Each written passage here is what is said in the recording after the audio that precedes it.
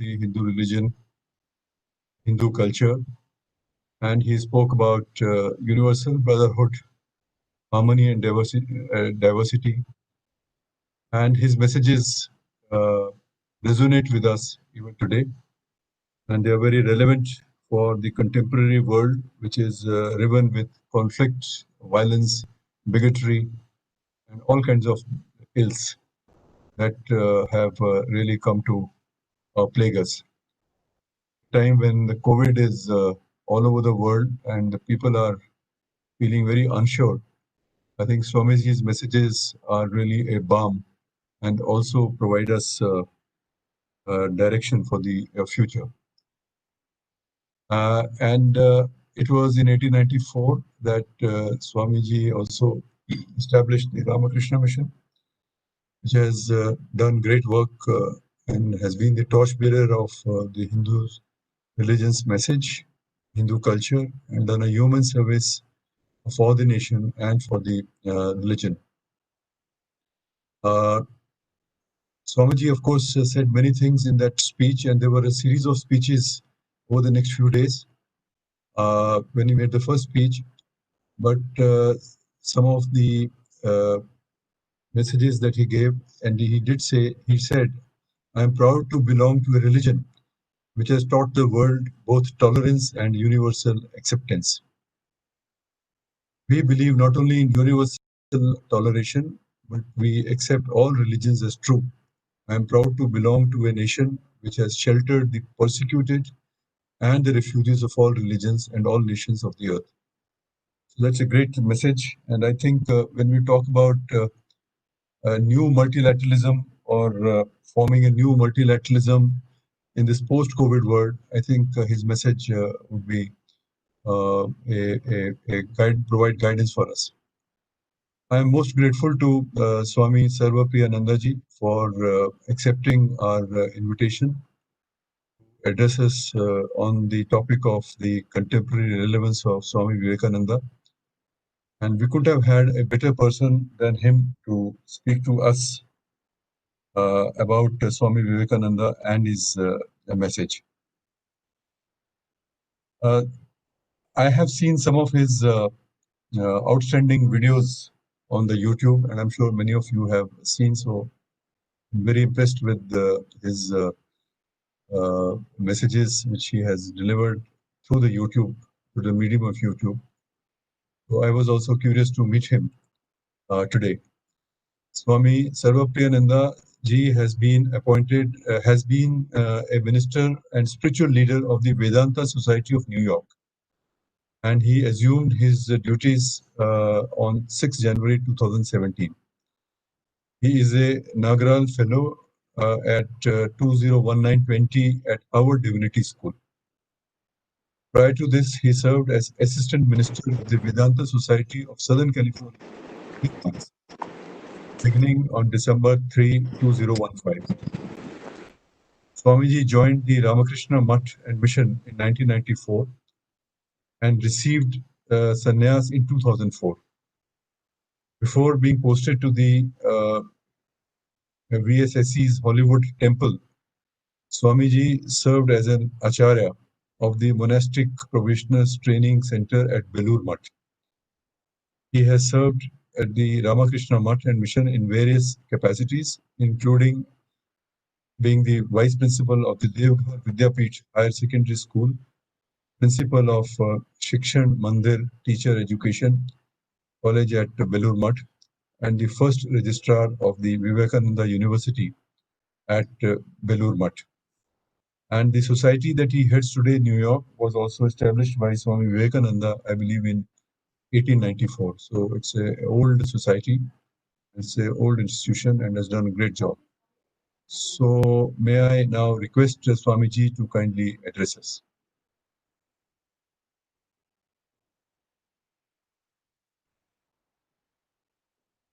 Om Namah Shri Yatirajaya Vivekananda Surai Satchit Sukhaswarupaya Swamine Tapaharine.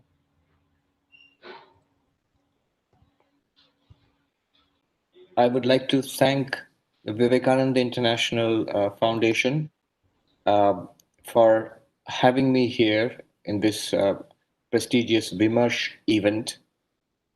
Thanks to the director for his wonderful introduction, for his very kind introduction, Dr. Arpita Mitra and all her colleagues for putting this program together and for having me here in this program. So, as you just heard, today is September 11th, and it is the anniversary of Swami Vivekananda's landmark, historic speech at the World Parliament of Religions, where he represented Hinduism. And afterwards, as you heard, that he came to New York and he established this Vedanta Society where I am right now in 1894. The subject this morning is the contemporary relevance of Swami Vivekananda's message. Now, I am in New York, and this is September 11th. Swami Vivekananda's message of the harmony of religions and the dangers of religious fanaticism are most relevant here. I have been here only for 4 years now, but for those who have been here for longer than 20 years, everybody remembers that day on September 11th, 2001, here when it was subject to a terrible attack fueled by religious fanaticism. So the relevance of Swami Vivekananda's message continues. It is something that we must deliberate upon. I shall speak about 3 points of Swami Vivekananda's message, how it is relevant today. The first two are relevant to not only India, but the world at large. And the last point will be relevant specifically to India. I will speak for about 40 minutes and then we will throw it open for question answers so that I would really like to interact with the distinguished gathering here. One of the advantages of the COVID world is that though we cannot meet in person, but it enables us to meet across the world. This has become more common now, these online uh, webinars or meetings. The first thing that Swami Vivekananda talked about in his historic first address at the World Parliament of Religions on 11th September in Chicago at the Art Institute is the harmony of religions, is religious tolerance, is the harmony of religions. By the way, if you go to the Art Institute today, it's one of the major art galleries, museums in the world. It's in Chicago. And when you enter, the road in front of the museum is called Swami Vivekananda Way. And when you go into the museum, on the left, there is a hall which is usually locked. So if you go and ask, I want to see that hall, they will open the locks for you and you can go inside. It's the hall, the stage where Swami Vivekananda spoke. So it still has been made. It has been partitioned, of course. It's much smaller than what it was originally. And there is a plaque there that here on 11th September 1893, Swami Vivekananda from India addressed the gathered audience in the World Parliament of Religions. Swami Vivekananda talks about at the very beginning how India has sheltered um, the refugees from persecution. He mentions the Zoroastrians, and then, but before that, he mentions he says we sheltered the purest remnants of the Israelites, the Jews who came here upon the destruction of their temple by Roman tyranny. These are his words. I remember about 3 years ago at the Indian consulate in New York, there was a program organized by the Jews in New York, the Indian Jewish community in New York, and it was a Hanukkah celebration, a Hanukkah and Diwali together. So I was asked to speak among many others. Uh, I remember that the Israeli consul general, he spoke here at that function and he said that I have met Jews from the Jewish diaspora from many different countries of the world, and everywhere they have had, sad tales of persecution, historic persecution in almost just about every different country in the world, except one community, that is the Indian Jewish community. He said that's the one community which said that we have faced no problem at all. throughout our long history in India, have faced no persecution at all. And Swami Vivekananda actually mentioned that in his 11th September address. Unfortunately, later on, I found out that was not entirely true. There has been actually persecution of Jews in India, not by Indians. In Goa, when the Portuguese established their rule there, they also established the Inquisition, and Jews and Hindus and Muslims were all targeted and unfortunately persecuted for some time there. But anyway, from the Indian perspective, we have always welcomed different religions um, till today. Then afterwards, the Zoroastrians came, the Parsis in India today, um, who were fleeing from persecution in Iran at that time, down to the Tibetan Buddhist refugees who are in India today, who have flourished in India. I think Swami Vivekananda would have been very proud of the way that India has sheltered the Dalai Lama and the Tibetan community, and how beautifully they have flourished. Here in the United States, probably the most popular form of Buddhism is Tibetan Buddhism right now. So the first thing that I shall talk about today is this harmony of religions. Swami Vivekananda's concept of the harmony of religions and how it is relevant today. Of course, here he follows his master, Sri Ramakrishna. So all of those teachings which he got from Sri Ramakrishna, they were channeled through Vivekananda and further developed and disseminated all over the world. Before I go into that, before I forget, recently I met this young Vietnamese researcher who was doing his PhD in work in the social dimensions of work, and he said, "I want to meet you." I talked with him just last year in Boston, and his insight is very interesting. He said, when I was studying the developments in the theory of work in the United States, I started finding that behind every positive movement in the United States regarding management theories and work, he says it is all traced back to one man, Swami Vivekananda. He had no idea what who Swami Vivekananda is, but when he began to trace back these ideas, the idea of attaining fulfillment through work, the connection between spirituality and work, servant leadership, all these ideas he found coming through different sources, but they all traced back. Where did they come in American life and American thought? They came from Swami Vivekananda. So that has now become Swami Vivekananda has now become the focus of the research of this young Vietnamese researcher. I hope he does come up with some publications in time. Now, this whole subject of the harmony of religions. How can there be harmony between the world religions? That is something that Swami Vivekananda talks about.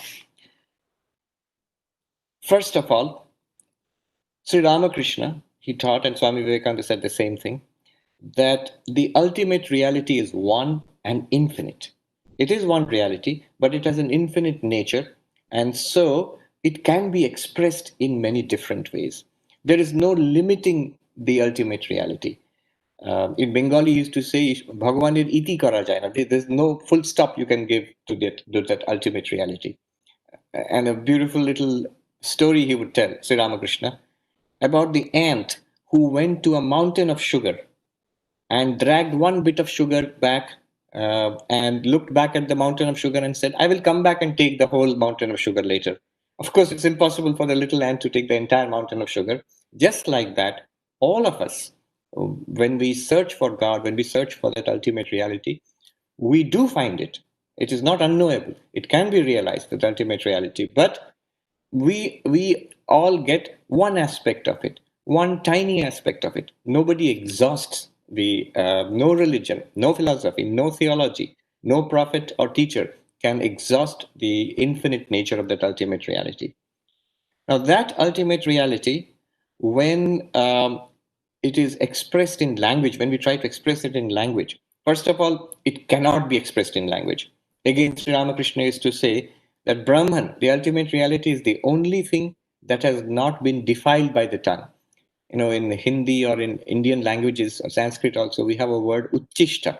Uchishta means, in Hindi we say jhuta ho gaya, or Bengali etho. So this Brahman, the ultimate reality, is the only thing that has not been expressed in language because it is beyond conceptions, beyond words. When you try to express something that is beyond words, beyond language, then um, you can express it in different ways. The ancient Vedic doctrine of Ekam Sad Vipra Bahuda Vadanti. The ultimate reality is one, but the wise speak of it in different ways. Sri Ramakrishna gave a very homely example. He says there is a lake, and Hindus and Muslims and Christians, they all go to that lake. The water, so Hindus call it jal, and the Muslims call it pani, and the Englishmen, the Christians call it water. But they are all referring to that same reality. So, this is a fundamental insight into the nature of religion, that we are trying to grasp something that is infinite. So, you grasp different aspects of that infinite. All of them are true. You're trying to express that something that is fundamentally inexpressible in language. And therefore, when you do express it, you express it differently. And yet, that does not mean you're talking about different things. You're talking about the same thing. Yet, the expression is different. The conceptions are different. The second point which Swami Vivekananda made was that the question is, what are these religions for? What is the purpose of any kind of religion? So he said the purpose of religion and purpose of human life are the same thing. The purpose of life is the manifestation of the divinity already within us. It's a quote which is very popular from Swami Vivekananda. The goal of human life is to manifest the divinity already within us. And the purpose of religion is exactly the same thing. The purpose is to join the human to the divine, to enable us to realize the divinity within and to express it in our lives. So that is the central goal of religion. One might think, so what? But it's an important point.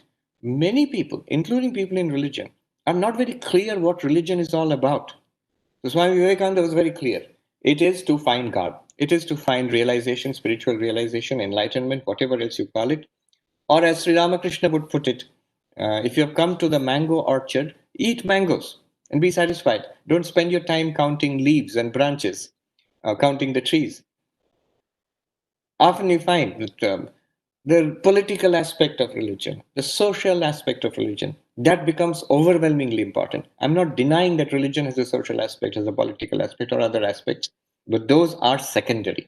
This is something that we must learn from the teachings of Swami Vivekananda or Sri Ramakrishna. Uh, Last year at the Harvard Divinity School, for example, I was noticing the trend in religious studies that what is the relevance of religion to ecology? What is the relevance of religion to global warming? Relevance of religion to gender studies and LGBTQ rights and so on. All of these are good.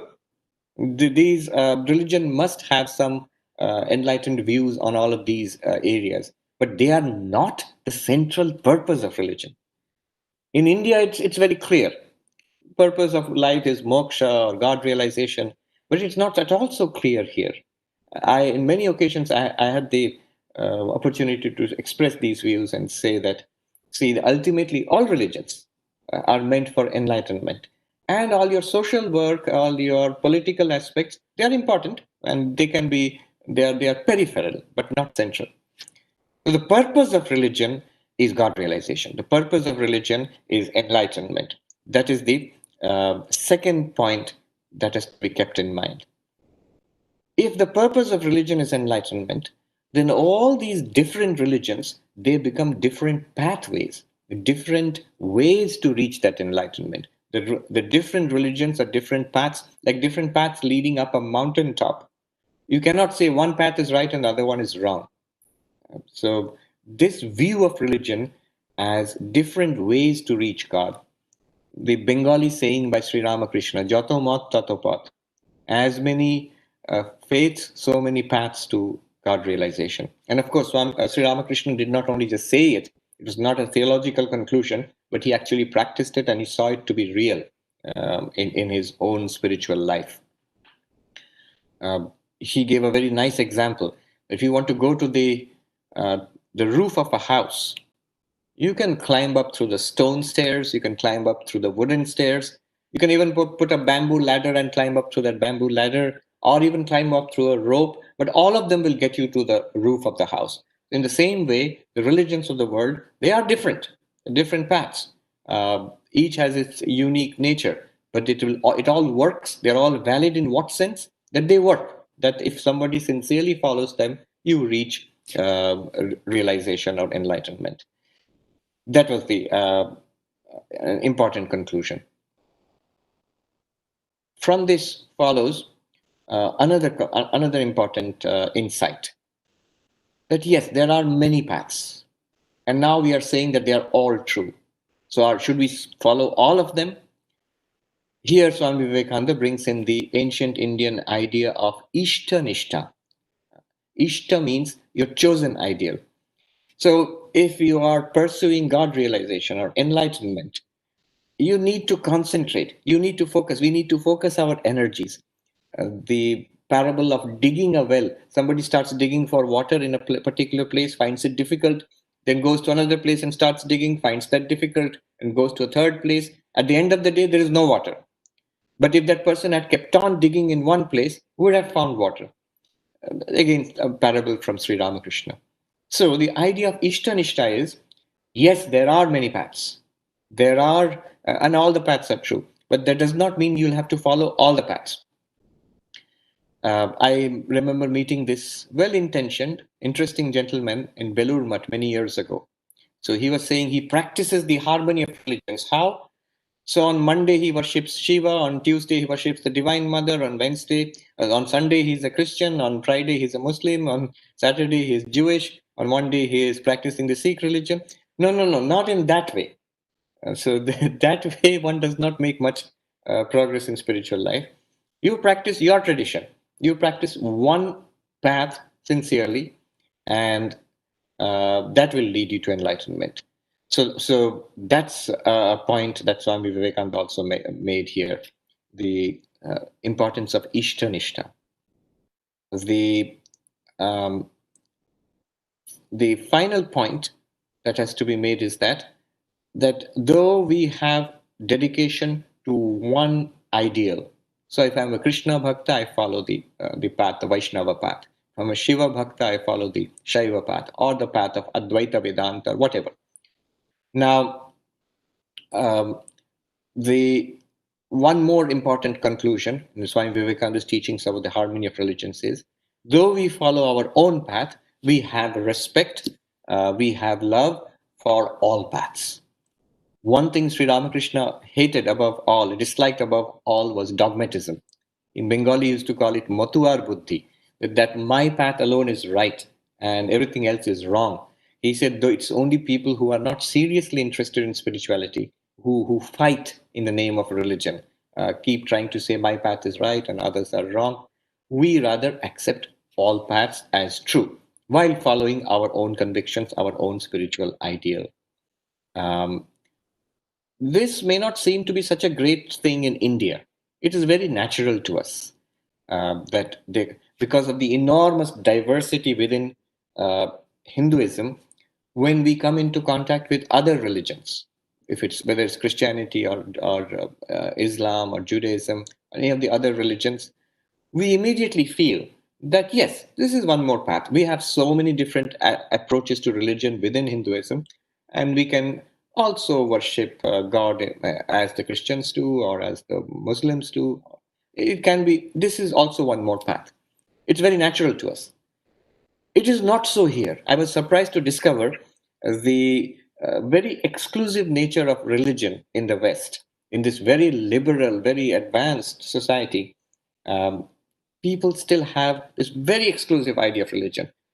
My church, my approach alone is right, and therefore everything else must be wrong. This idea that all religions can be true in some way, this is new. It's an ancient idea in India. It made for religious harmony in India for centuries altogether, millennia altogether.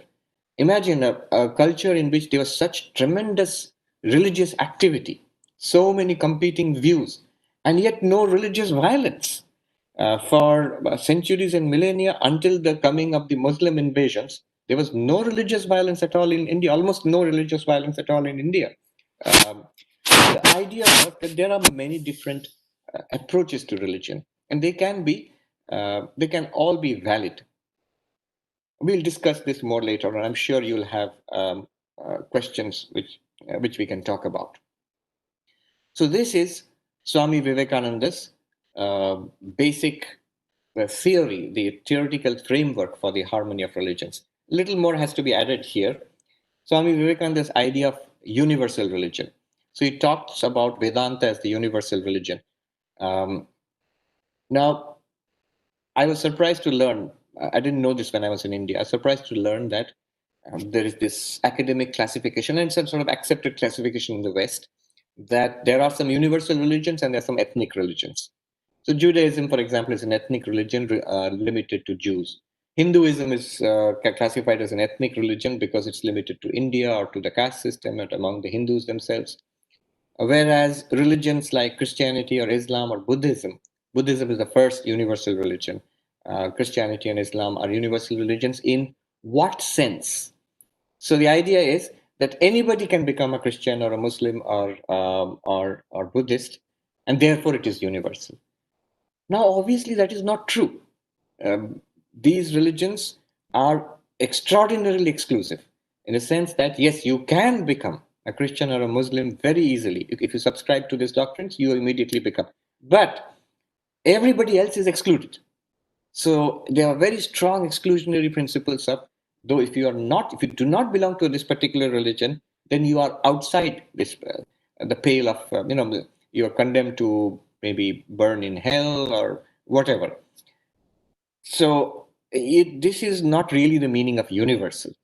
Whereas Swami Vivekananda, he gave the concept of a true universal religion. In fact, the Christian or Islamic idea of universalism has led to enormous violence over centuries of human history. Whereas Swami Vivekananda gave a truer concept of universal religion um, in multiple ways. One way was he said Vedanta, he understood Vedanta as the core principles found in every religion. If every religion is true, if every religion is a path leading to that ultimate realization, then these core ideas must be there in every religion. And so he says some certain basic ideas, Vedantic ideas, are found at the core of every religion, and that is there throughout human history in every human culture, and that forms the universal religion. He also said that it's the only religion that is acceptable to modern man on grounds of rationality. Another way in which he thought of universal religion was not as one religion which will become universal. He says that can never be. That can never be, and that dream has led to enormous violence, religiously inspired violence, including September 11 kind of violence here in New York. Whereas his idea, Swami Vivekananda's idea of universal religion was that it already exists. All the different religions of the world are parts of this universal religion. Think of it as a garden. Instead of trying to make say that only one kind of flower is a flower and everything else is to be rejected, or trying to make a bouquet, choosing flowers from different plants and make a bouquet of it. A bouquet is beautiful, but it's also dead. But whereas the garden is living. He says the universal religion is already there. Look at the religions of the world. They are all parts of this universal religion. That's another way in which he thought about universal religion. So that is one thing that should be added, that Swami Vivekananda's conception of universal religion and Vedanta as that universal religion. Isn't it parochial to use the word Vedanta? If you have any objection, then don't use the word Vedanta, as long as the principles that there is an ultimate reality. The purpose is to realize that reality. Different religions are paths to realizing that reality. If you accept those, you can call it whatever you like. This is the core of the universal religion which he talked about. So that's the first point I wanted to make. I want to move on to the second point today. We're very different. Swami Vivekananda's relevance, contemporary relevance. Swami Vivekananda's relevance to modern thought, I would say. Um, I will limit myself to one aspect, to modern consciousness studies. And Swami Vivekananda's presentation of the Vedantic idea of consciousness, Vedantic theory of consciousness as our real self. So I'm making a big shift now. In modern consciousness studies has become a very big thing now. It's the core of our being, that we are conscious beings. And so what is this consciousness? This is the focus of study right now. It's a hot subject now. um, Vedanta and other Indic traditions, Buddhism, Jainism, we have very profound theories of consciousness, very deep theories of consciousness. So I was reading this book recently by a professor from the University of British Columbia in Vancouver, Evan Thompson. The name of the book is Sleeping, Waking, Dreaming Being, which is taken from the Mandukya Upanishad idea of the three states of waking, dreaming, and deep sleep. So Evan Thompson there says consciousness studies is not a new area of study. Thousands of years ago, the sages of the Upanishads made the first profound breakthroughs in our understanding of consciousness.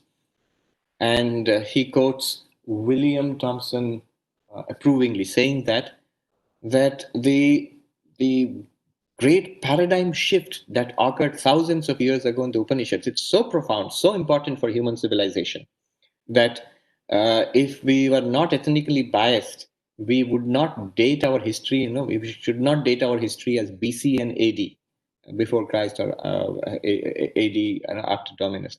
So we should date our history as before Upanishad and after Upanishad. World history should be before Upanishad and after Upanishad. Such a profound, huge claim that Evan Thompson makes there. So, what is this idea of consciousness that we have now, and what can Vedanta do? What is Swami Vivekananda's relevance to this present debate? At present, the debate centers around what is called the hard problem of consciousness. The hard problem of consciousness. If you Google it, there's an enormous amount of material on the hard problem of consciousness. This term, the hard problem, was coined by David Chalmers, who is an Australian philosopher. Right now, he is here in New York. He's the head of the Mind Brain Consciousness Unit of the New York University. What is his basic conception? His idea is that this consciousness which we all experience, subjective feeling, the first person experience of seeing, hearing, smelling, tasting, touching, of thinking, of loving, hating, understanding, remembering, forgetting, our entire inner life, which we all have at this time. Right now, it's there. That's the core of our being. And yet, we cannot understand how a physical system like a brain could generate that. You see, when you do consciousness studies by studying the brain, what you get is more information about the brain. More you study the brain, the more you understand the brain. But where is the jump between brain and consciousness? Where does the mind come in? Where do our conscious experiences come in? How the more you investigate the brain with more sophisticated instruments, you will get at the most tiny movements of electricity in our neurons. That's the last thing that you can get by physical investigation. And yet, when we experience the world, we don't experience bursts of electricity in the brain. We experience color and sound and smell and taste and touch. We think, we understand, we love or hate or desire, and we even seek for enlightenment. All of these are very vivid, first person, subjective experiences, which we call mind or consciousness. How is it related to the brain? This he calls the hard problem of consciousness, in contrast to the so-called easy problems. Easy and not easy in that sense. By easy problems, David Chalmers means the most of consciousness studies now is basically correlation studies. You have some experience, and the neuroscientist studies, does an fMRI scan of the brain and says, so when you are drinking coffee, this is the neuron that is firing in your brain, and that is responsible for giving you the taste of coffee or the flavor of coffee or whatever. So it's basically a science of correlations. You report something, and the scientist will find something corresponding in the brain, which is some neurons or some area which becomes active. But how those neurons produce consciousness, how something objective produces something subjective, that is a mystery. And if you look at the internet, if you look at the literature available to every now and then, there will be an article on the internet now, or in science journals, the mystery of consciousness explained. So I always say it is explained away. At some point, you will find something physical is introduced and says that is consciousness. Well, it is not. There was a very nice cartoon which showed um, a science student, maybe a researcher, explaining his theory on a blackboard with mathematical symbols: step 1, step 2, step 3, step 4, step 5. So all the steps are full of mathematical symbols. Only step 4 says in big letters, a miracle, a miracle. And then again, step 5 shows a lot of mathematical symbols. And that in the cartoon, the professor or the guide of that student is saying, I think you need to work on step 4. So modern consciousness studies is like that. On one hand, enormous information, investigation into the activities of the brain and the nervous system. And on the other hand, the psychology of the mind and consciousness, the phenomenology which we experience internally. In between is that step 4, a miracle. How, they say, how is the biblical reference of water being transformed into wine in a miracle? How is it done? The scientist says that we understand wine, we understand water, but how it became water became wine, it's a miracle. How we understand the brain, we understand internally, at least we understand what is consciousness. How does this brain become consciousness? We don't understand.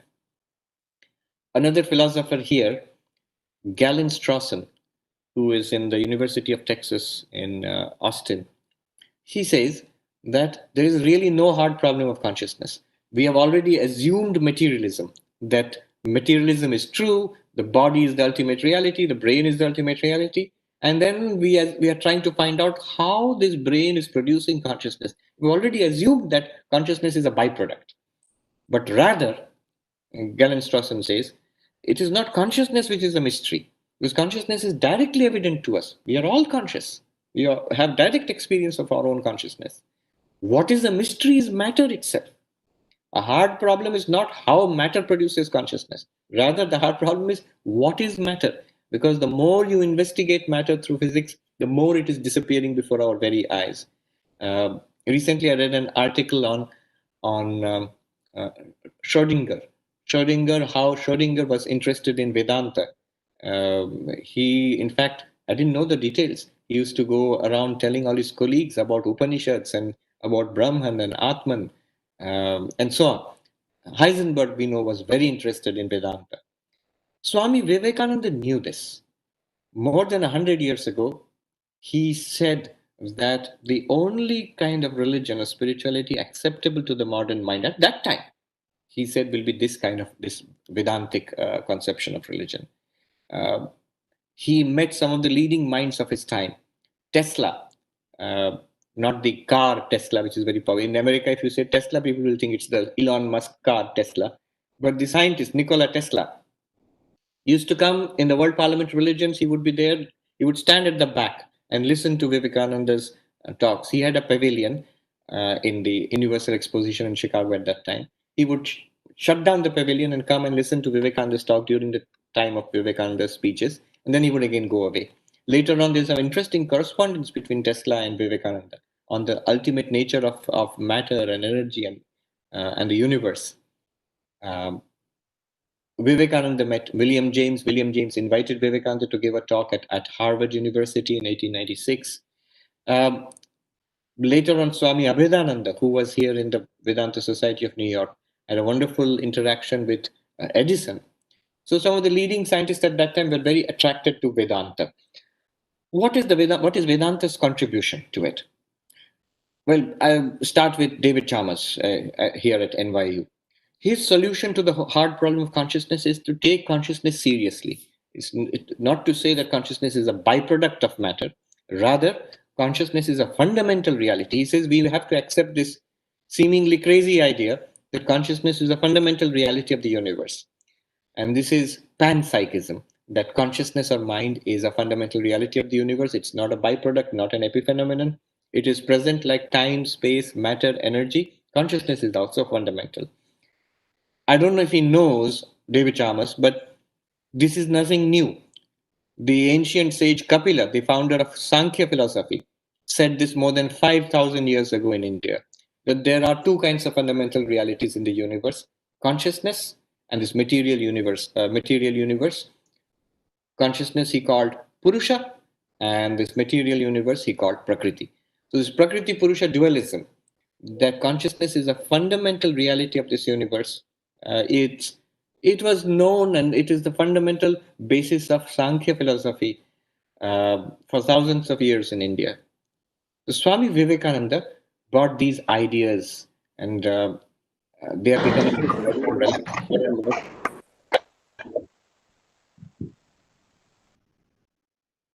Talk about this later on uh, when we are in the Q&A session. He brought an idea of religion to the West, which was absolutely new. See, the common idea of religion is belief, is faith. In fact, here in the West, here in the United States, the word used for religion is faith. What is your faith? But we know in India, for example, that there are religions which cannot be so easily described as faith or a belief system. Buddhism is not a faith in that sense. Sankhya or Advaita Vedanta is not really a faith in that sense. But here, because people think in terms of Christianity and at most Judaism or Islam, which are theistic religions. So there is God, and there's you have to believe in God. We have a scripture, we have a prophet or a teacher who tells you this, and you believe, and then you proceed. It's entirely valid. There's nothing wrong with it. But the problem with it in the modern age is it is under tremendous attack. So, if you listen to some of the debates of Christopher Hitchens or Richard Dawkins or Sam Harris, debating numerous Christian theologians or Jewish rabbis, you find that this faith-based religion is unable to stand up to the criticism of modern thought, of scientific skepticism. Swami Vivekananda brought into this country a completely different new idea of religion, which is an ancient idea in India, that religion is experience. He said religion is not believing in something, religion is realization. If there is a God, I must see God. We know this story of how Narendranath Datta became Vivekananda. He goes to Ramakrishna and he goes around asking, have you seen God? And he asks Sri Ramakrishna, have you seen God? And he receives a satisfactory answer for the first time that yes, I have seen God. And in fact, as I see you more clearly than I see you, and you too can see God. And there is a path to experiencing that reality. So experience, just as we take experience as the proof of reality in our day-to-day world, if only I can experience it, I will accept it as real. Even in science, if only an experiential experiment proves it, then I will accept it as real. Similarly, here also, Swami Vivekananda, the first book he translated here in the West, here in the New Vedanta Society of New York, is his famous Raja Yoga, translation of the Patanjali Yoga Sutras, where by certain meditative exercises one actually has these experiences, which proves to oneself the reality of religion. So, a religion based on reason, a religion based on experience. This is what Swami Vivekananda brought to the West, and that is still very contemporary, very relevant in this world today. One more point I would like to make, and then we can go into question answers. So I've made these 2 points. First is Swami Vivekananda's teaching of the harmony of religions, which I think is even more relevant in the world today. And the second point I made was Swami Vivekananda's introduction of Vedanta, the Vedantic theory of consciousness, for example, which is now being sort of, I wouldn't say accepted, but investigated. In fact, I should mention to you that David Chalmers himself, in the NYU, he organized a colloquium in the philosophy of mind, the hard problem of consciousness and Advaita Vedanta perspective. So here in NYU, with some of the top philosophers of mind, I attended that conference, and uh, and I found that people there, there's only a small group, 20 people, but the people sitting there were the top philosophers of mind in the world. If you Google them, top philosophers in the world today, living today. I mean, if you to add living, otherwise you'll get Plato and Aristotle. Uh, Among them, three or four were sitting right there in that hall. And what was being discussed? Hard problem of consciousness, Advaita Vedanta perspective. So at least it is being considered seriously now. It is being taken up. Certain ideas are emerging in consciousness studies, which have been anticipated in India thousands of years ago by Vedanta, by different Buddhist or Jain traditions. So that's the second point I wanted to make. A rational, experience based approach to religion um, with a special emphasis on consciousness studies. Third point I would like to make is relevant to India. Swami Vivekananda said that he emphasized confidence, self confidence. He said, old religion says the one who does not believe in God is an atheist. The new religion says the one who does not believe in himself is an atheist. Uh, this, this idea of confidence in oneself, not only personal, but I would like to emphasize national also. This is something that became very clear to me here in the West. That when I look at us compared to Western civilization, Western thought, I find a great lack of confidence in our own culture, in our own heritage, in our own philosophy. Um, Always looking to Western thought for validation. Somebody was telling me that when first, this National Geographic and Discovery Channel and all, they came to India, they did a survey and they found what kind of programs Indians are interested in. They found that Indians are not interested in learning about other countries. Indians are not interested in learning about their own country, India. Rather, they found Indians are interested in learning about what Westerners think about India. So programs made about India by Westerners, that became very popular. Somehow, always looking to the West for validation. So criticism by some Western academician makes us furious. Praise by some Western academician makes us very happy. Why? Why should it matter at all? To emphasize my point, let me just give a couple of examples, two or three examples. One is, first example of this lack of confidence in ourselves is this book. This is called A Brief History of Thought by a French philosopher, Luc Ferry. Brief History of Thought, Luc Ferry. What is important about this book? I came across it about 2 years ago in a bookshop here. It's an introduction to Western philosophy by a French philosopher. So, now I have been reading these books like this, but all written by British or American authors. When I read this, I was struck by one thing, that he is coming entirely from a French perspective. And the French are very famous for this. They don't care much about the English speaking world at all. But entirely from a French perspective, when you look at the bibliography at the end of this book, you will find recommended reading will be French philosophers and some German philosophers, not one British or American philosopher. It is as if, from his perspective, the English speaking world has made no contribution at all to philosophy. Whereas if you read Bertrand Russell or any Western introduction to Western philosophy, it will be mostly the contributions of British, American philosophers, of course, with the German philosophers also. Now, my point is, this is authentic. He is right to do this.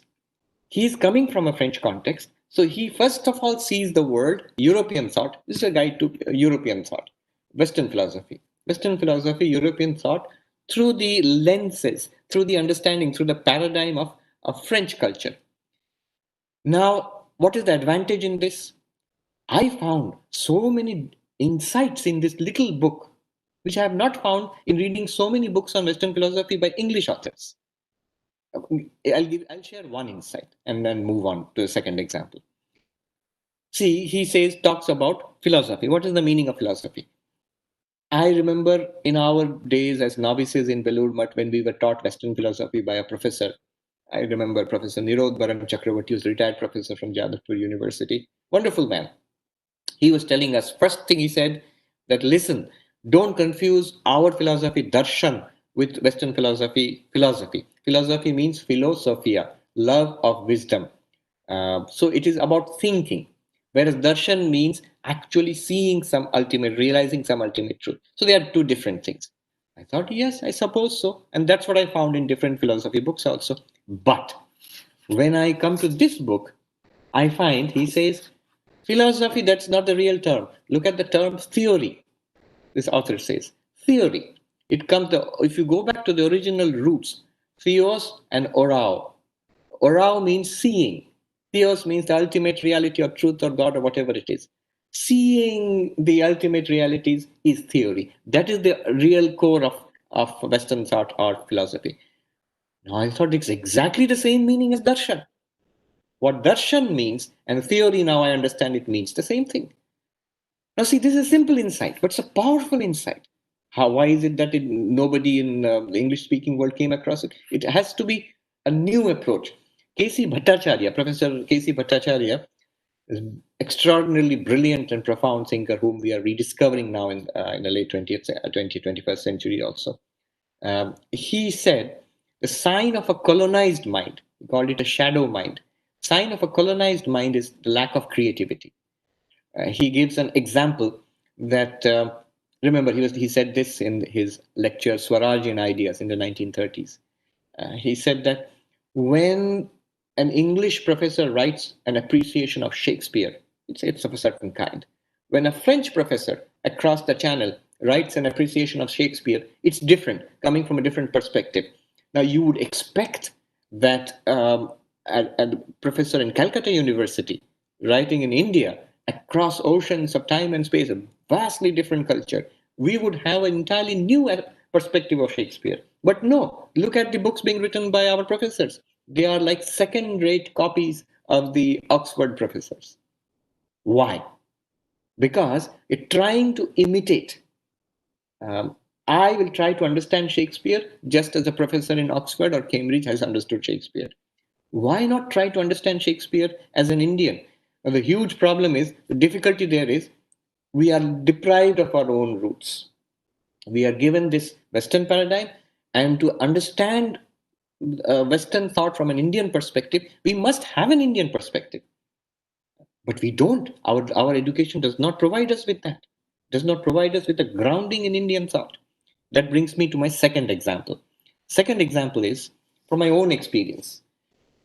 Many years ago, I was a student in class 11 and 12, and one of the subjects we had at that time, which was offered, was logic. It was very popular among the students at that time. I don't know if it is still taught. It was very popular among us because we scored high marks. So we took that subject. I also took it, and it was all about Greek logic. You know, so the Greek syllogism, and very interesting. It's only years later when I studied Indian philosophy, when I studied Nyaya, I studied Navya Nyaya, I was stunned. Here we have this enormously sophisticated and ancient system of, of logic. Why is it not taught to us? Why do I have to go to Aristotelian logic? I mean, it's good to learn Greek logic, but a much more sophisticated system of logic, which is our own system. We are not. We don't even know about it. I'm sure the new syllabus must have made changes, but this is what I'm talking about. We have no connection, no grounding in our own thought, in Indian philosophy, in Indian religious thought, in Indian secular thought. We don't have that grounding. So how can we get a proper perspective? The third example I will give is from my recent experience at Harvard University. I was surprised and a little saddened to see that universities are very generally left leaning, and so you expect protests against Trump and all of that. So that was there. I saw that, but I saw a number of protests against India and the government of India by Indian students, led by Indian students at Harvard. Now, it was a little surprising for me because whatever your convictions, maybe there's something that you're against CA and RC, whatever it is you're against, you're protesting there. But I never saw students of any other country protesting or criticizing their country. There are many more Chinese students at Harvard than there are Indian students. Obviously, not a single protest against anything in China by these students, and there are some reasons for that. That's not always a nice reason. It's good that you have freedom. One might say we must be proud that you have freedom of expression. Our students are protesting against our own country or own government there. But does it come from freedom of expression or does it come from elsewhere? I spoke to some of the students. Why are you doing this? Like, what is exactly the purpose? One thing I noticed was one thing they have all have in common is a complete lack of grounding in our own culture, a complete lack of any kind of sense of pride, grounding, knowledge, ignorant. Um, so I can talk more about this later on. It is very easy to criticize my religion, my country, my culture if I have no idea of that religion, culture, or country. And if I go to this new place, I'm at Harvard University, I'm a young person, and I want to fit in. So whatever is cool, what the American cool, whatever is fashionable, I'll do that, and in order to feel validated and in order to feel accepted by others. That was a little strange, and but it's not the fault of the younger generation. It's not the fault of the students themselves. They do not have that grounding. It's only when I've got something from Hinduism or Buddhism or Jainism, then I will feel like defending it or feel like taking a proper balanced perspective. When I've not got anything at all, I don't know anything. It's very easy to criticize. It's very easy to malign, especially if I get some kind of acceptance from others. So these are three examples I gave, which show the lack of confidence in ourselves and in our own culture. Swami Vivekananda said, forget belief in God, belief in yourself, and which means belief in your own culture, in your own uh, know something. My point was know something, and then you are free to criticize. That's wonderful. You can, if you are well grounded in Indian thought, and then you have valid criticisms of Indian thought. Wonderful. Nothing like it. That's how progress is made. But without knowing anything, just for the sake of being accepted by your friends, um, that I found very. I mean, it's a little saddening. I remember one lady at the Harvard Divinity School, a staff member, who took me out to lunch and was asking me, so why are there so few Hindus at the Harvard Divinity? Are there no Hindus in Harvard at Harvard? I said there are. There are plenty of Hindus at business school, in medical school, in science faculties doing very well. But none of them seem to want to study religion. None of them want to study Hinduism. So in all the Hinduism courses, I found mostly white, African American, Asian people. So this is a symptom of the lack of interest, lack of knowledge in our own culture. What it means, why is it so bad? Maybe we can discuss this. I've already run out of time, but I've made the points. So the 3 points I made was the contemporary relevance of Swami Vivekananda. I chose 3 areas. One is the harmony of religions.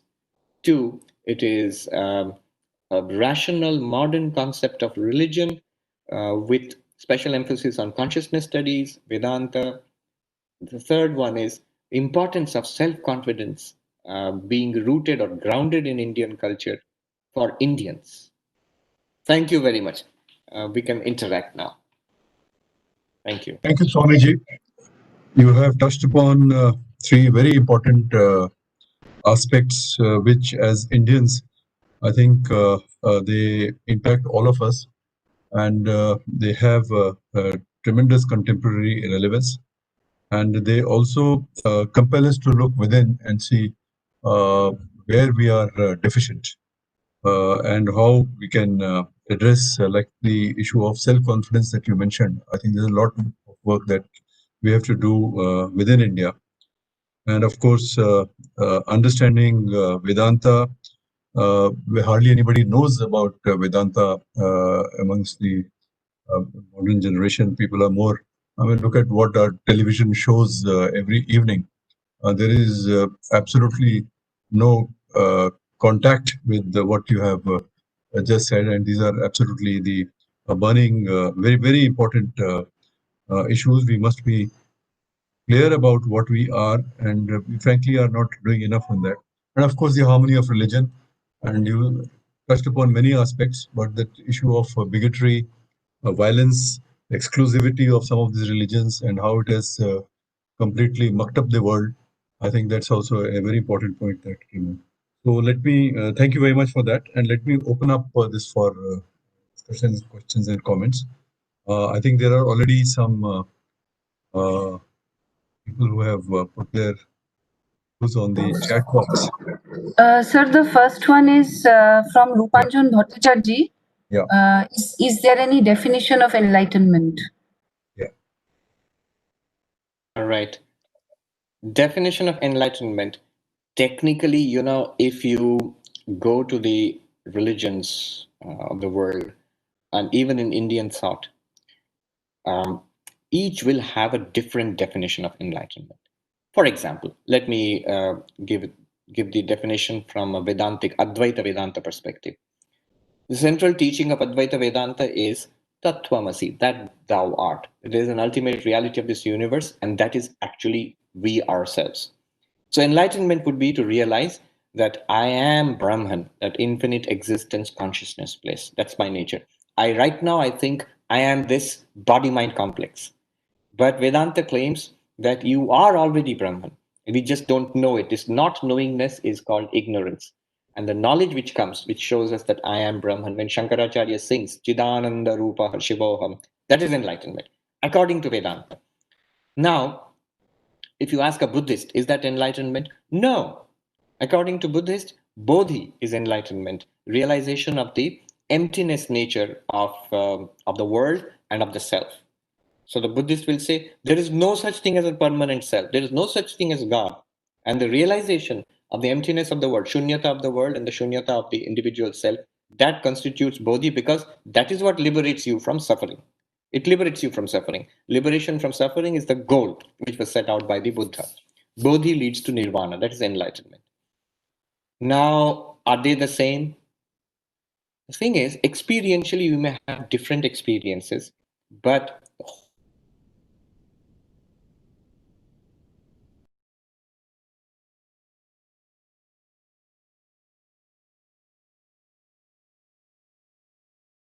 me. Yes. So the blind people touching the elephant and say one person says the elephant is like a pillar, one person says elephant is like a rope, one person says elephant is like a pipe. Of course, somebody is touching the leg of the elephant, tail of the elephant, trunk of the elephant, but they are all touching the elephant. Now, enlightenment is like that. If the ultimate reality is infinite, when you realize it, you may realize it in different aspects. That was the incredible breakthrough of Sri Ramakrishna, Swami Vivekananda. And of course, it's not a new idea in India. I think it's only from Hinduism that somebody like Sri Ramakrishna or Vivekananda could come. So, yes, technically, the definitions of enlightenment will differ from religion to religion, even within Indian thought, from one darshana to another darshana. But that's only because all of these religions, all of these darshanas are approaching the same reality in different ways. Since you approach in different ways, your expression of it, your understanding of it, your definition of it will also change. But look, will all of them work? Will all of them take you beyond suffering? Yes. Will all of them bring you into contact with realization of the ultimate reality of this universe? Yes. Only your language may be different. The Dvaitavadi may say, I have realized Narayana, I am in the presence of Narayana. Or the Advaitavadi may say, I realize I am Brahman, Aham Brahmasmi. The Vaishnava might say, I am going to Vaikuntha in the presence of Krishna. But they sound wildly different. But if you come close, you will see they are different in language, in cultural context, in the conceptions, but they are all, there's a word soteriological, which is transformative, liberating. I'll give you one little example and then we'll go on to the next question. So at Harvard, I took up multiple courses on Buddhism to study Buddhism also. So one very famous professor, Garfield, who's an expert on Indo-Tibetan Buddhism. So he had a course on Indo-Tibetan Buddhism, and I took that. And so when I entered, of course, the Professor Garfield knows that I am a Vedantic Swami. I'm a Hindu monk. He said, keep your Vedanta outside the door. Swami, when you come in here, keep your Vedanta outside the door. Don't mix it up with Tibetan Buddhism. We studied it. And one day I was walking in the street outside the university in Boston, just outside Harvard, and I met this Tibetan Lama. And he asked me, "What are you doing here?"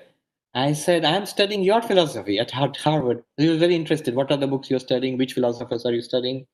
And then he said, "You are a follower of Advaita Vedanta." I said, "Yes." "Oh, it is the same thing." Now, see, a Tibetan Lama who is a practitioner, he is telling me your Advaita is the same thing as ours, ultimately, not in expression. Philosophically, there are many differences. He told me that you have these 5 verses on enlightenment. I said, Shankaracharya's Manisha Panchakam. He said, yes, yes, yes, that one. I use it to teach Tibetan Buddhism. Here is a Tibetan Lama using Shankaracharya's Advaitic Manisha Panchakam, 5 verses on realization, to introduce or teach his classes on Tibetan Buddhism. What does it mean? So it means that at an experiential level, there is a unity, a synthesis, finally. Okay. Can I ask a question here? Is there a concept of enlightenment in Christianity or in Islam or Jewish religion? Right. Is there such a conception? Not really. In mainstream Christianity, Islam, or in the Semitic religions, it's mostly belief. And by belief, by the grace of God, you are liberated. Liberated in the sense salvation. You attain salvation after death. You go to heaven or Jannat or whatever it is. Uh, so enlightenment being an event where you realize, like literally the word enlightenment is related to knowledge, light comes. So that kind of understanding is not there. But the result is ultimately the same, that you go beyond suffering, you attain a state of fulfillment. So in Semitic religions, it's put in a more theistic bhakti paradigm. So even in India, in Hinduism, if you go to something like Dvaita Vedanta and some of the bhakti traditions, whole idea will be by the grace of Vishnu or Narayana, I'm liberated and I will go to Vaikuntha and stay in the presence, a kind of Sayujya, Salukya, Mukti. Something like that is found in the Semitic religions. But you're right. This concept of enlightenment, it's a more sophisticated concept you find in systems like Advaita Vedanta or Buddhism or Jainism, yoga. Okay, I think next question is about something about secularism, but it's not very clear. Sir, I'm telling you what his question was. Is Yeah. there a difference between Sarma Dharma Sambhav and Sarma Dharma, the Dharma Sahishnuta? Which of the two is closest to secularism? The Nagri script hasn't come. It has come in symbols, but I have seen the question.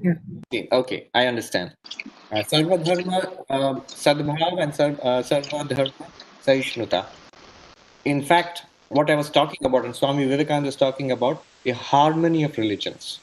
Sadbhav, even more than Sadbhav, Sadbhav is goodwill, but even more than Sadbhav is harmony, that all religions are ultimately true, leading to the same reality, and they can coexist. Not just tolerance. Saishnuta is tolerance. Implicit in the ideal of tolerance is intolerance. Implicit in the idea of tolerance is violence. You are wrong. I am just tolerating you. I'm just letting you be for certain reasons. This idea this is harmony of religion is much higher than this. The Indian ideal is much higher than this. I'm not even saying just Hindu ideal or Vivekananda's ideal. It is, in fact, an Indian ideal. In Ashoka's time, if you find the inscriptions of Ashoka, Buddhist, a Buddhist emperor, who is saying that he Devanam Priyadarshi, if you see the original inscriptions, uh, he looks upon all fates and all the paths with equal favor, and that all should exist. He even says, when recently a philosopher was telling me, in one of the inscriptions it is said that the emperor wants that in every town there should be community of every religion. Beautiful insights. That we should not judge another religion, but he uses the term Pashanda. Pashanda means the brutal people. we should not judge a religion by the brutal people in that religion. By the lowest people, we should not judge a religion. Similarly, we should not celebrate or give any scope to the pashandas in our own religion. So, such an enlightened idea that is far higher than tolerance. Sarva Dharma Sahishnuta is just tolerance. Religious tolerance is actually a pretty low idea. It's just the beginning, a kindergarten, and it can easily slip into intolerance and violence. And so, harmony of religions is a much higher idea, not tolerance, acceptance that your path is true, and beyond that, I can also learn from your path. You can also learn from my path. That's how in India philosophy grew. If you see our extraordinary history of Indian philosophy, did they all say all are correct and so there's no need to quarrel? No, no, no. They all said we are right and you are not right. Whether it's Advaita versus Dvaita or Hinduism versus Buddhism. But the method was not quarreling. The method was not fighting, not murder or genocide. No, the method was intellectual debate. We had a term for it, vada. Vada means debate. I have a position, you have a position. Please state your position. I will state my position, and then we will use logic, a agreed format of logic to debate and work out the issues. And if you look at how it went in the history, actually how it actually what applied, the nearly 1,000 years of debate between the Hindu schools and the Buddhist schools, Buddhists denying the existence of immortal soul, denying the existence of God, and Hindus trying to prove the existence of Atman, trying to prove the existence of Ishvara. This tremendous debate for nearly 1,000 years. It was very good. It led to an enormous flowering of Indian thought. And a lot of Buddhist logic, a lot of Buddhist ideas was absorbed into Hinduism. And I'm quite sure from my studies, a lot of Vedantic ideas of the nature of the ultimate reality were also absorbed into Buddhism. So that the final developments of thought, the highest level, I won't say final, highest developments of thought on both sides are very similar. That a Lama meeting a Hindu Swami, Tibetan Buddhist Lama meeting a Hindu Swami on the streets outside Harvard University can say, oh, it is the same thing. So, yes. Yeah. Go ahead. Go ahead, Arpita. So the next question is actually by me. Maharaj, you referred to students studying Hinduism in Harvard Divinity School. Now, I'm saying, like, my experience tells me that this is a more complex phenomenon. Will Harvard Divinity School ever fund a project which is on Hinduism from a different perspective? That is also a big question. I mean, if we really go through the themes and the topics they have funded for several years and the kind of arguments that have been made there. So ultimately, funding is also a very important question. If somebody wants to present the Indian perspective, will that person receive a funding from a university abroad? Yes, I was there and I was funded. So that's This is a encouraging. very recent, I know Very this, recent but phenomenon. this is a very recent phenomenon. I mean, Yes. So very recent phenomenon. And it's not really the fault of Harvard University. What I realized was there's also a big question of money, as you said, funding. It's only because of some enlightened view of the Nagras, who are a business family from Mumbai, and Professor Clooney, who is in the South Asian Studies department, and he is a professor of Hinduism at Harvard University. They decided to not only have academicians, but actually to get practitioners. There are Buddhist monks at Harvard every year. Why are there no Hindu monks? So why not do that? That's what's the idea. And Harvard has no resistance to that. They are open to it. And that's how this program started. And I hope each year there'll be more and more practicing Hindu monastics at Harvard, just like there are Buddhist monks. In my batch, I was there. Shweta Chaitanya ji, who is a nun from the Chinmay mission, she was there. And Sadhak Akshar from the Swaminarayan Sampradaya was there. And right now it has been suspended because of the COVID situation, but we hope next year again the program will start. So funding is a problem, but there is no real obstruction to it. If we fund it, Harvard is willing. But the presence is important. Presence is important. You must be there and make your voice heard. I noticed one thing. I'm sorry to say this, but I noticed one thing. I saw presence of Hindu students in all parts of Harvard doing very well.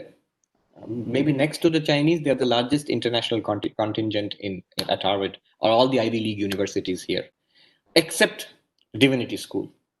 Divinity School, there, of course, it's majority Christian mostly, but there are Jews studying Judaism. There's a strong Islamic studies department, and I saw Muslim students from all over the world, including Pakistan, who are there and they're very happy that I'm studying Islam at Harvard University. I would listen to their conversations, excitedly discussing this point of Islam or that point of Islam. What about the Hindu students? None. None. The one or two maybe were there. And that is also there. I remember the Bhagavad Gita class. It was so mortifying. I was there and other monks were there. And the whole class was mostly white, few African American, few Asian students, international students. Only a couple of Hindu students who came, and they came to criticize the Bhagavad Gita. One of them said, "Isn't it a casteist text?" And the one said, "Isn't it against women?" Now, two problems. One is, you know nothing about the Gita, struggling to pronounce a single Sanskrit word. Indian. You come to study the Bhagavad Gita in the Gita class at Harvard. There are others are much more knowledgeable who are not Indians. And you come with this point of criticizing the Gita, and the criticism does not come from a genuine place. Is it coming from genuine sympathy for the condition of women, genuine sympathy with the condition of caste problems and all? No, it is just because it's the thing to do. It is a cool and acceptable thing to do. So they don't realize how silly and peculiar it makes them look in the eyes of everybody else. Right. Yeah. Next one. So this is a question from Rakesh Kumar Singh. How do you find Heidegger's concept of being in the world? What will you say on this approach from the view of Vedanta? All right, that's a difficult question.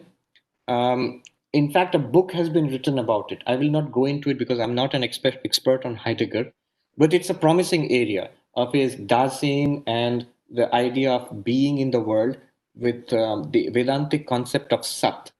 It's a book written by John Grimes, I think. Let me show you that book. It's right here.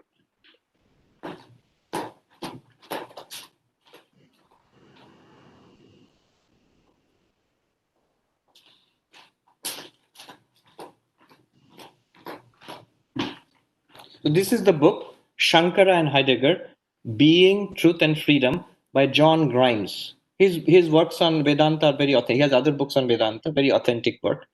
So, and he's well traditionally learned learned Advaita Vedanta. So this is a good approach. Why I'm reluctant to comment either this way or that way is when you start off, it seems very promising because Heidegger says that the fundamental question is not about why this thing exists or that thing exists. The fundamental question in ontology is not why one type of thing exists or another type of thing exists, but why is there any existence at all? Why does anything exist? What is existence? And he says this is a fundamental question which has been ignored in Western philosophy till he says, I am going to talk about it.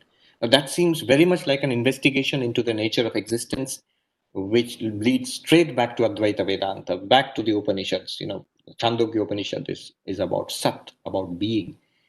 But having said that, when you actually enter into Heidegger, he seems to take it in an interesting but different direction. This idea of being thrown into the world, into existence, existence